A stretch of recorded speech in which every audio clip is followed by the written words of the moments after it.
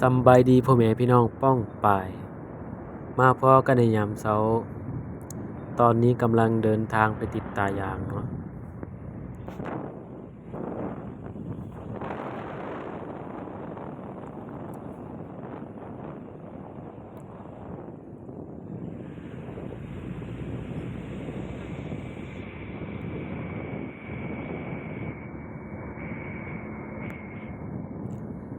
เบิ่งเส้นทางเฮา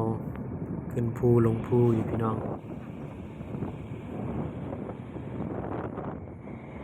เบิ่งเส้นทางเฮาขึ้นภูลงภูอยู่พี่น้องเป็นตาย้านหลายฟ้าหมอกบ่เห็นเส้นทางเลย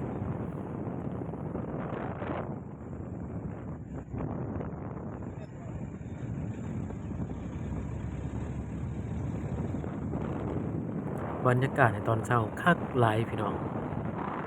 เต็มไปด้วยธรรมชาติเมฆหมอกภูผาป่าไม้ยังอุดมสมบูรณ์